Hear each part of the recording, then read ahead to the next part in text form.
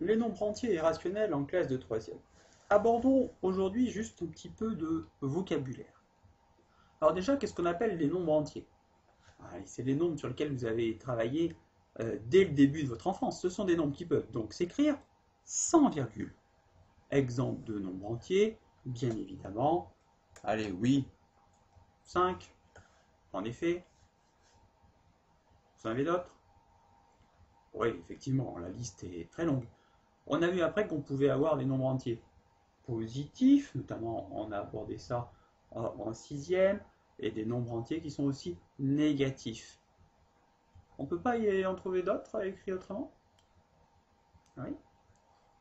6 sur 3, 6 divisé par 3 en fait, ou la fraction 6 tiers, ça fait 2.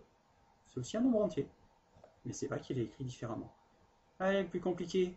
Mais si vous avez vu les racines carrées, puis vous les avez forcément vues dans le théorème de Pythagore, racine carrée de 4, on cherche le nombre positif qui multiplié par lui-même fait 4.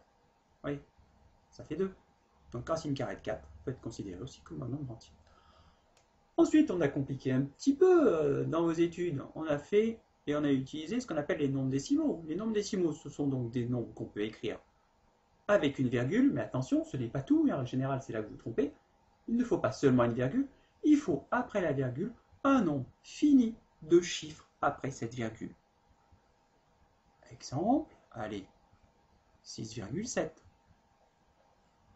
Il y a bien une virgule, on peut s'écrire sous cette forme, il a un seul chiffre après la virgule. Bon, vous en connaissez d'autres?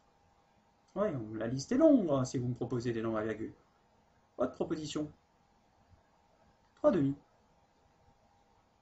3 demi est aussi un nombre décimal. Pourquoi? Parce que 3 demi, ça fait 1,5. Il est juste écrit différemment, sous forme de fraction. Allez, en classe de 6e, par exemple. Allez, 35 dixièmes. Ouais, c'est 3,5. Ouais, c'est aussi un nombre décimal. Une question quand même. Est-ce qu'un nombre entier est un nombre décimal ou est-ce qu'un nombre décimal est un nombre entier? Je redis. Est-ce qu'un nombre entier est un nombre décimal ou est-ce qu'un nombre décimal peut être considéré comme un nombre entier? Oui, en fait, un nombre entier peut être considéré comme un nombre décimal. Pourquoi? Parce que 5, vous pouvez l'écrire 5,0. Donc en fait, si on faisait des sacs, on pourrait faire un sac avec des nombres entiers, et puis autour de ce sac avec les nombres entiers, on ferait un sac un peu plus grand, et on aurait les nombres décimaux, avec des nombres décimaux qui sont bien sûr autour du sac des nombres entiers, puisque 6,7 par exemple, lui, ne peut pas s'écrire sous la forme d'un nombre entier. Donc un nombre décimal n'est pas un nombre entier. Par contre, un nombre entier, lui, est un nombre décimal. Ensuite, abordons ce qu'on va appeler les nombres rationnels. Les nombres rationnels sont les nombres qui peuvent s'écrire comme un quotient de deux entiers. Allez, exemple de nombre rationnel. Allez, un tiers. Ouais, 5 septièmes.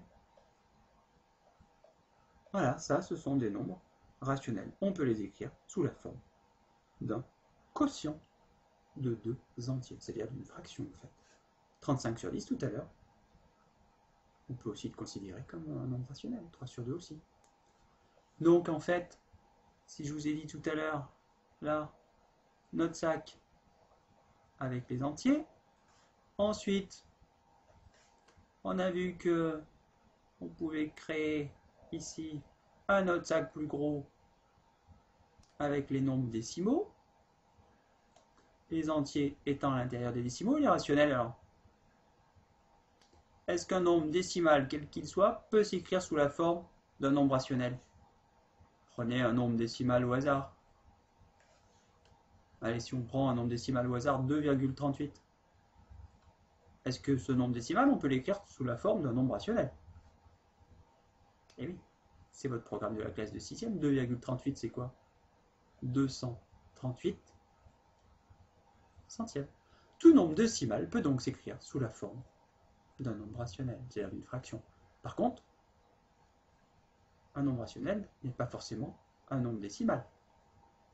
Un tiers, par exemple, ça donne 0,33, 33, 33, 33, 33, il y a un nombre infini de chiffres après la virgule, donc il y a des nombres qui sont rationnels, mais qui ne sont pas, bien sûr, des nombres décimaux. Donc on peut faire exactement la même chose que tout à l'heure. On pourrait mettre un sac encore plus grand, ici, dans lequel on aurait ce qu'on appellerait les nombres rationnels. Les nombres entiers et les nombres décimaux font partie de cet ensemble-là. Mais bien sûr, ici, par exemple, je mettrai le 1 tiers. Lui, il ne peut pas faire partie des sacs qui sont dessous, à l'intérieur. Vous avez compris pour cette notion? Alors attention quand même, certains nombres n'entrent dans aucune de ces catégories. On va dire qu'ils sont irrationnels. Vous en connaissez des nombres irrationnels, notamment un que vous avez vu dès la classe de 6e, un classique. Le nombre pi. Il y en a un autre classique, racine carrée de 2. C'est un nombre qu'on ne pourra jamais écrire sous les formes précédentes que l'on vient de voir.